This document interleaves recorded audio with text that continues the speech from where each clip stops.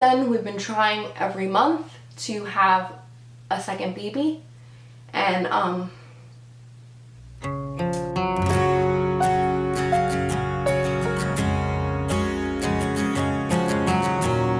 guys, welcome back to my channel. For today we're going to do something a little bit differently. This is kind of going to be just like a talk through video, and I'm already feeling nauseous.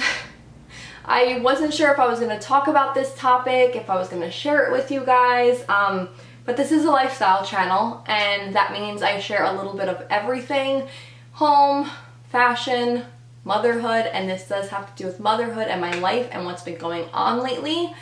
So I'm just going to get right into it. I'm going to try and not get emotional. This way I could kind of just talk through and explain to you guys, because I've been getting the same question over and over for the past few months over on Instagram, on here, you guys messaging me, and I just feel like if I share this video, one, hopefully it can help someone else so they don't feel like they're alone if they're going through the same journey and struggles that I am, and just kind of, like I said, to get it off my chest, and so hopefully I won't be getting this question asked anymore.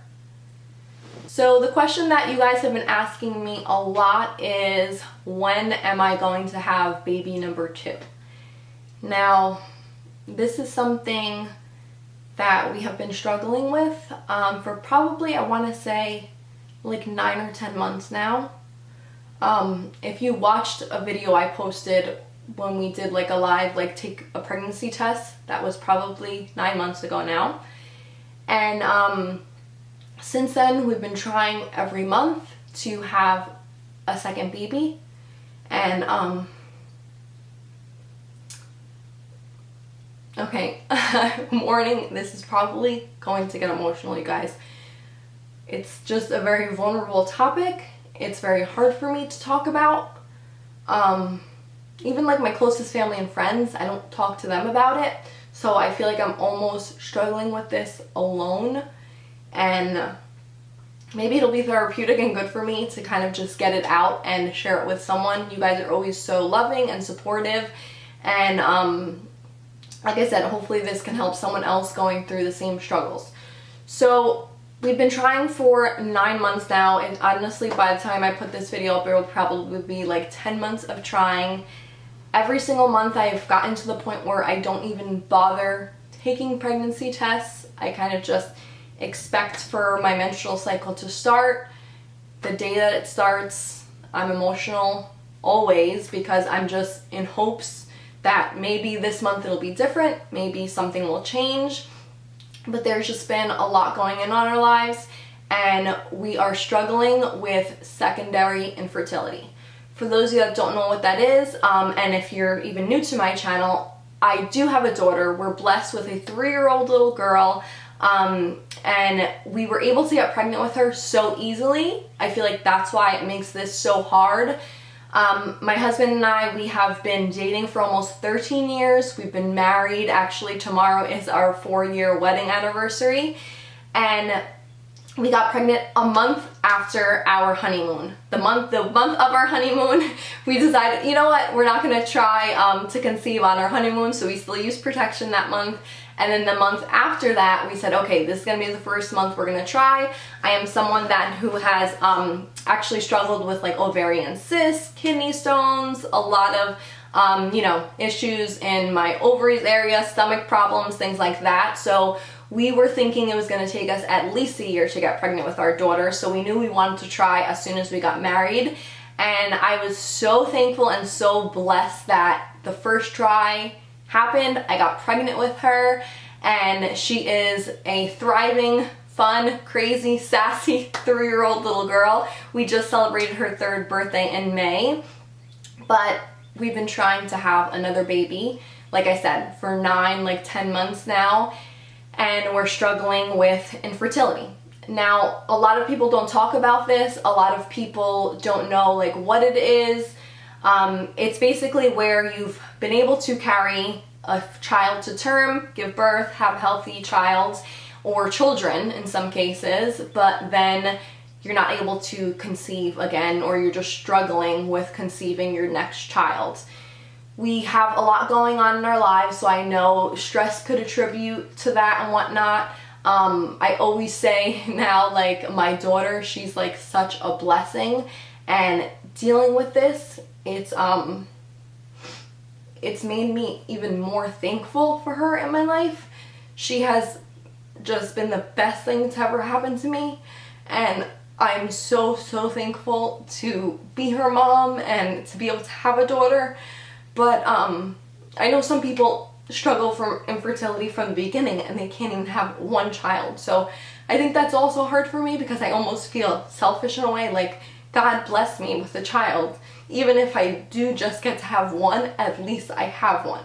There's some people that don't get to have any children, but it's still hard. I know what it's like to feel a baby's kicks in my belly, and I know what it's like to grow life inside of me, and how amazing that was. I always, like my entire life, I knew I wanted to be a mom. Like I said, that was my purpose, to be a mom. I love being a mom, and I would love to have another baby in our life. I would love to grow our family, and I think the hardest thing for me, not only like, yes, I want to have another baby and everything like that, but like my daughter, I read this quote the other day, and I think that's kind of what sparked me to share this video, because like I said, I'm sure there are plenty of people going through the same journey as me and the same struggles, and the quote basically said, the greatest gift you can give your child is a sibling.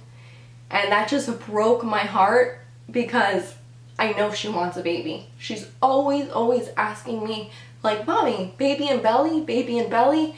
And she wants to have a little sibling, and I think it would be great for her to grow up. I have siblings, and yes, there's a large age gap actually for my siblings and I, but still, just to be able to have someone that you grow up with and, you know, go through life with. But yeah, I want to give her that. I want her to have a sibling to grow up with. I don't want her to have to just go through life by herself. And I know there's so many only children, and if you're out there, I know you probably grew up perfect and you're perfectly fine, but it's just something that I really want, that she wants, that I want to give her.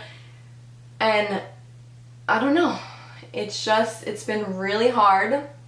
We moved, if you know, about 3 months ago into this new house, so times have been crazy and whatnot. So I'm looking for a new OB to basically see what they say. Now it's past the certain amount of time where, you know, we have to go in for tests, and I have to be checked to see if everything's fine with me. And then if everything is fine with me, then of course my husband, they have to see if anything's going on there with him, because we were able to carry a baby to term and everything perfectly healthy and fine with her. But just the second time around, every single month that we try, it's just unsuccessful.